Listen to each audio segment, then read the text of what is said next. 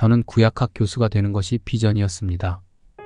그래서 늘 이야기하듯 신학교와 신대원, 유학 때 주로 언어만 선택 과목으로 들었습니다.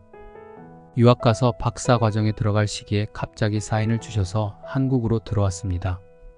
다음 세대 현장에서 섬기면서 생각지 못한 부흥을 경험했습니다. 그런데 시간이 지날수록 다음 세대와 조국 교회에 대한 마음을 더 강하게 주셨습니다. 어떻게 더 섬겨야 할지 고민하는 가운데 세미나도 열었습니다. 집회도 섬겼습니다. 책도 저술했습니다. 책은 20권 이상 공저로 개인적으로 집필했습니다. 지금은 페이스북, 블로그, 유튜브 등으로 다양하게 주님이 주신 마음을 나누고 있습니다. 지금 조국 교회는 황폐해져가는 사막 혹 광야와 같습니다. 그러나 이대로 그냥 두어서는 안 되는 상황입니다. 2단, 3단 사이비가 넘쳐납니다. 수많은 사람들이 탈진하고 영적으로 유린당하고 있습니다. 저만 품는 교회만 잘 되면 괜찮을까요? 그렇지 않습니다. 한국 교회가 개교회주의로 빠지면서 사회는 무너지고 교회도 무너졌습니다. 선교지로 가는 사람도 보내는 교회도 줄어든 상황입니다. 이런 가운데 2단, 3단 사이비는 선교지로 재정과 사람들을 파견하고 있습니다. 다음 세대를 타겟으로 포교를 합니다. 말도 안 되는 이상한 신학, 교리, 사상을 전파하고 있습니다. 이런 상황을 두고만 볼 수는 없습니다.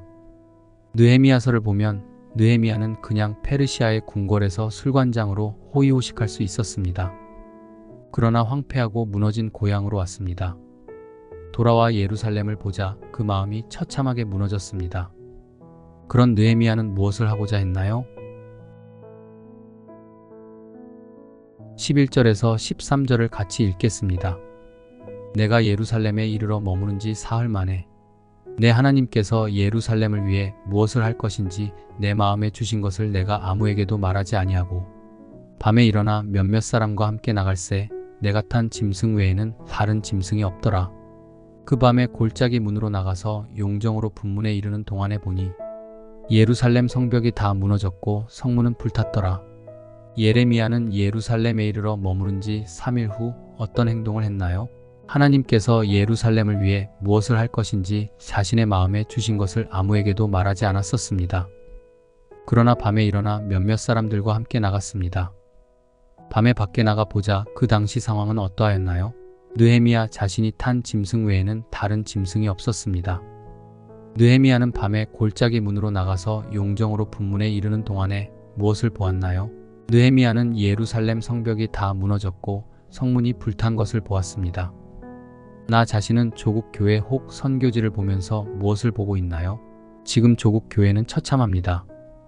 다음 세대는 교회를 떠나고 젊은 부모 세대는 헌신을 하지 않습니다. 기성 세대는 정치, 이데올로기, 이념에 빠져 복음으로 하나가 되지 못하고 있습니다. 2단, 3단 사이비는 넘쳐납니다. 선교지도 마찬가지입니다. 처참합니다. 선교사의 적은 선교사가 되어 있고 선교사와 현지인 사이의 관계는 불안하고 신뢰가 무너지고 있습니다. 마치 강영욱과 직원들 모습이 재현되고 있는 듯합니다. 느헤미야 시대도 처참했습니다. 14절에서 17절입니다. 앞으로 나아가 샘문과 왕의 못에 이르러서는 탄 짐승이 지나갈 곳이 없는지라. 그 밤에 시내를 따라 올라가서 성벽을 살펴본 후에 돌아서 골짜기 문으로 들어와 돌아왔으나 방백들은 내가 어디 갔었으며 무엇을 하였는지 알지 못하였고 나도 그 일을 유다 사람들에게나 제사장들에게나 귀족들에게나 방백들에게나 그 외에 일하는 자들에게 알리지 아니하다가 후에 그들에게 이르기를 우리가 당한 곤경은 너희도 보고 있는 바라. 예루살렘이 황폐하고 성문이 불탔으니 자 예루살렘 성을 건축하여 다시 수치를 당하지 말자 하고. 느헤미야는 앞으로 더 나아가자 어떤 상황이었나요? 샘문과 왕의 못에 이르러서는 탄 짐승이 지나갈 곳이 없었습니다. 그리하여 느헤미야는 시내를 따라 올라가서 성벽을 살펴본 후에 어떻게 돌아왔나요? 돌아서 골짜기 문으로 들어와 돌아왔습니다. 처음에 느헤미야는 누구에게도 알리지 않았습니다. 그러나 후에 그들에게 무엇을 말하였나요?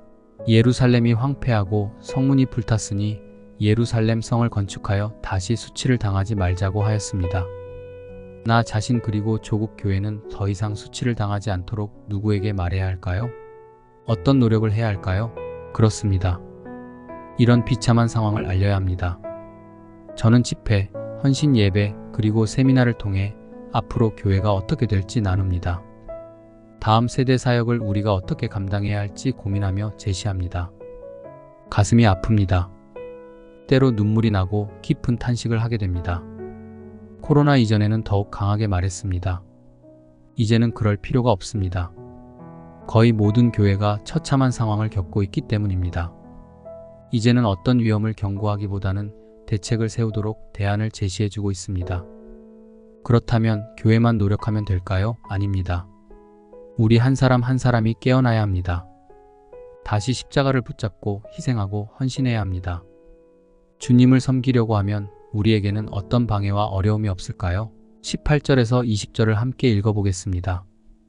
또 그들에게 하나님의 선한 손이 나를 도우신 일과 왕이 내게 이른 말씀을 전하였더니 그들의 말이 일어나 건축하자 하고 모두 힘을 내어 이 선한 일을 하려 하매 호론 사람 산발락과 종이었던 암몬 사람 도비아와 아라비아 사람 게셈이 이 말을 듣고 우리를 업신여기고 우리를 비웃어 이르되 너희가 하는 일이 무엇이냐 너희가 왕을 배반하고자 하느냐 하기로 내가 그들에게 대답하여 이르되 하늘의 하나님이 우리를 형통하게 하시리니 그의 종들인 우리가 일어나 건축하려니와 오직 너희에게는 예루살렘에서 아무 기업도 없고 권리도 없고 기억되는 바도 없다 하였느니라.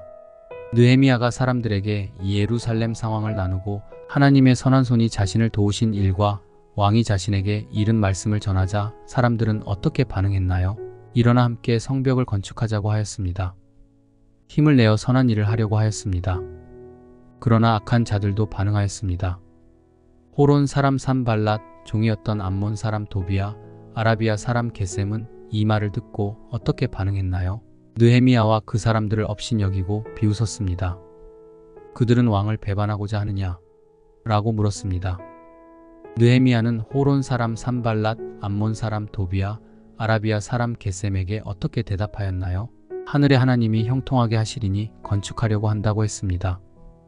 반면 대적자 그들은 예루살렘에서 아무 기업도 없고 권리도 없고 기억되는 바도 없다고 명시하였습니다. 맞습니다. 선한 일을 할 때 반대자들이 있습니다. 2단, 3단, 사이비가 제지를 걸 때도 있습니다. 교회를 무너뜨리는 자들도 있습니다. 이럴 때 그저 가만히 있기보다는 명백하게 선을 그어줄 필요도 있습니다. 사람들은 왜 제가 2단, 3단, 사이비, 이상한 움직임을 제지하는지 묻습니다. 독일 히틀러가 사람들을 죽이고 독일 사람들을 미치게 만들 때 보네퍼는 미친 트럭 운전사를 멈추어야 한다고 했습니다. 그렇지 않으면 수많은 사람들이 죽기 때문이라고 했습니다. 그렇습니다. 우리는 왜 하나님이 기뻐하지 않는 자를 멈추어야 할까요? 왜 선명한 가이드를 주어야 할까요?